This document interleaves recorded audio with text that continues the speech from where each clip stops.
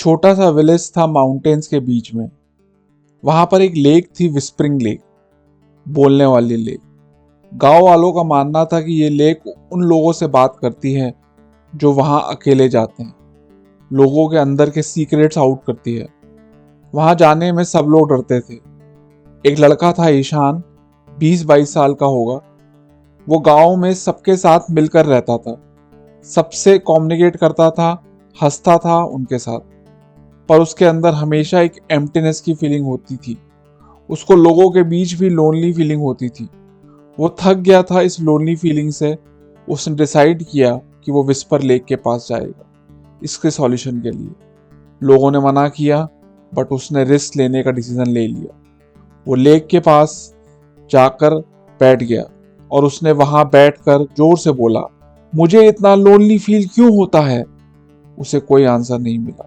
उसने फिर बोला, Why do I feel so lonely? तभी ईशान के साथ एक रिमार्केबल एक्सपीरियंस होता है। उसे एक इमेज दिखती है जो बिल्कुल उसकी जैसी है। वो डर के पूछता है, कौन हो तुम? रिफ्लेक्शन कहती है, मैं तुम ही हूं। मैं तुम्हारा वो पार्ट हूं जिससे तुम दूर भागते थे अभी तक। वो इमेज आगे बोलती है, तुम लोगों के साथ तो टाइम स्पेंड करते हो, बट अपने साथ टाइम स्पेंड नहीं करते हो, इसलिए तुम अकेले हो। वो आगे बोला, लोनलीनेस तुम्हारा अननेसेसरी डिजायर के कारण है और अलोननेस तुम्हारा रियल फॉर्म है। अलोननेस मतलब अपनी कंपनी में खुश रहना। तुम थोड़ी देर यहाँ बैठो, तुम्हें समझ आएगा कि मैं क्या कह रहा हूँ। ईशान हेजिटेट करता है, फिर डिसाइड करता है कि थोड़ी देर और बैठूंगा यहाँ। वो ऑब्जर्व करता है कि ट्रीज अपने में झूम रहे हैं, झील की लहरें अपने मस्ती में ऊपर नीचे जा रही हैं और अपने खुद की ब्रीदिंग में एक कामनेस फील करता है। पहली बार उसको फुलफिलमेंट की फीलिंग होती है और उसको वो मिल जाता है जिसका वो बहुत समय से इंतजार कर रहा था। कहने को वो बहुत दूर की चीज है थी, लेकिन वो हमेशा उसके अंदर ही थी। जब ईशान विलेज में रिटर्न करता है तो उसमें एक बहुत बड़ा बदलाव आ गया था। अब वो लोनली फील नहीं करता। वो अब भी दूसरों की कंपनी एंजॉय करता था, पर अपने फुलफिलमेंट के लिए उन पर डिपेंडेंट नहीं था। लोगों में उसके अंदर का बदलाव दिखता है और वो उसका कारण पूछते हैं। ईशान कहता है कि विस्परिंग लेक ने उसको लोनलीनेस और अलोननेस के बीच में डिफरेंस समझा दिया है। लोनलीनेस बर्डन है और अलोननेस ब्लेसिंग है। उसके बाद ईशान एक पेंटर बन जाता है और बहुत बहुत सुंदर पेंटिंग बनाने लग गया। गांव वाले उसकी पेंटिंग देखकर बहुत इम्प्रेस होते हैं और वो अपनी पेंटिंग के थ्रू लोगों को अलोननेस का मतलब समझाता है, जो कि लोनलीनेस के एकदम अपोजिट है। ये स्टोरी हमको लोनलीनेस से अलोननेस की जर्नी के बारे में बताता है और रियल सॉलिट्यूड, ये अकेला और संपूर्ण लाइफ का मीनिंग समझाती है। लोनलीनेस और अलोननेस दो इंपॉर्टेंट और डिफरेंट कंसेप्ट्स हैं। इनको डिस्टिंग्विश करना हमारी पर्सनैलिटी ग्रोथ और इनर पीस के लिए बहुत जरूरी है। लोनलीनेस राइज तब करती है जब हम अपने अंदर से इनकम्प्लीट फील करते हैं। बिकॉज ऑफ दिस एक एम्प्टीनेस और एब्सेंस अराइज होती है हमारे अंदर। हम दूसरों पे अपनी हैप्पीनेस और फुलफिलमेंट के लिए डिपेंडेंट हो जाते हैं। ये एक नेगेटिव स्टेट है जो लाइफ में बहुत सैडनेस और हम डिस्कनेक्टेड फील करते हैं लाइफ में। Aloneness on the other hand एक पॉजिटिव एक्सपीरियंस है। ये एक रियलाइजेशन है कि तुम इनफ हो और तुम्हें कोई एक्सटर्नल वैलिडेशन की जरूरत नहीं है। इन अलोननेस तुम अपनी कंपनी में जॉयफुल फील करते हो। अलोननेस एक एसेंशियल स्टेप है स्पिरिचुअल अवेकनिंग का।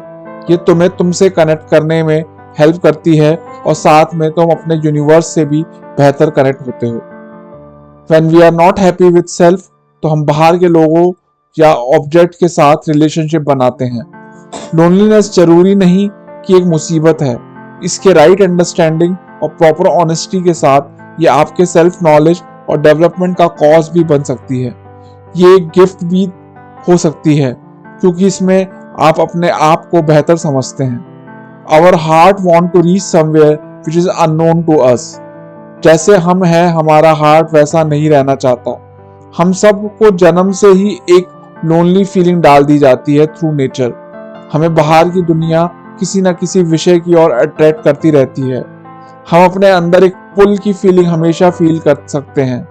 लोनली फीलिंग को कम करने के लिए हम बहुत ज़्यादा ड्रिंक करते हैं, स्मोक करते हैं, इररेलेवेंट लोगों से अननेसेसरी बातें करते हैं, बहुत ज़्यादा टीवी देखते हैं, शॉपिंग करने की लत लग जाती है। क्या हम अपनी लोनलीनेस को लव में ट्रांसफॉर्म कर सकते हैं? क्या हम लोनलीनेस से अलोनलेस में जा सकते हैं? अगर हम अपनी लोनलीनेस के कॉज को ऑनेस्टली अंडरस्टैंड करते हैं तो हम एक बहुत क्रिएटिव पर्सनैलिटी बन सकते हैं। इनफैक्ट कोई भी सक्सेसफुल आर्टिस्ट की अगर आप लाइफ देखोगे तो उन्होंने जिंदगी में सफरिंग से पास जरूर होते हैं, किसी ना किसी बड़े स्ट्रगल से जरूर निकले होते हैं। लोनली फील करना कोई इंसल्ट की बात नहीं है। आप कोई छोटे नहीं हो जाते हो लोनलीनेस के साथ। बीइंग लोनली ये बताता है कि आप ह्यूमन बीइंग हो, कोई सुपर कंप्यूटर नहीं। आप चाहे बुद्धा हो या एक आम इंसान, यूनिवर्स आपके एग्जिस्टेंस को सेम रिस्पेक्ट देती है। एक थोड़ा सा घटिया सा एग्जांपल लूं तो अगर आप दुनिया के सबसे ब्यूटीफुल वुमेन है या फिर आप एक अगली पर्सनैलिटी है, कौवा दोनों पर शिट करता, तो लोनली फीलिंग से आप अलग नहीं होगे। अगर लोनली मतलब किसी बेहतर दोस्त की एब्सेंस है तो आप किसी बेहतर इंसान के साथ रिलेशनशिप बनाओ ना। दुनिया में दो टाइप के लोग होते हैं, एक वो जो आपको अपने ऊपर डिपेंडेंट बनाते हैं और दूसरे वो जो आपको सेल्फ डिपेंडेंट और इंडिपेंडेंट बनाते हैं और आपको लोनलीनेस से अलोननेस में जाने के तरीके बताते हैं। हमें ऐसे लोगों की संगत छोड़ देनी चाहिए जो हमें उन पर डिपेंडेंट बनाती है फॉर आवर हैप्पीनेस। रादर ऐसे लोगों की कंपनी एंटरटेन करनी चाहिए जो हमें आत्मविश्वास जगाए। लोनलीनेस विजडम और नॉलेज से भी कम होती है। डीप थिंकर और सेंट्स ने कहा है कि हमें राइट बुक्स की कंपनी करनी चाहिए। हमें लाइफ में बड़ा मिशन या पर्पस बनाना चाहिए और उसको अचीव करने के लिए लग जाना चाहिए। ये सब तरीके हैं लोनलीनेस से अलोननेस में एंटर करने के। ऐसा जरूरी नहीं कि आपकी जिंदगी में बहुत लोग हैं फिर भी आप लोनली फील नहीं करते। आप लोगों के बीच में भी लोनली फील कर सकते हो। So we should connect with good and wise people. Good ideas को अपने सिस्टम के पार्ट बनाना चाहिए। अच्छी books like Bhagavad Gita, science, history, mathematics etcetera ये आपको लोनलीनेस से फाइट करने में हेल्प करती है और हमें जिंदगी में एक बेहतर पर्पस मिलता है। और जब एक राइट मिशन लाइफ में एंटर करता है तो लाइफ में प्यार और लोनलीनेस अपने आप एंटर कर जाता है।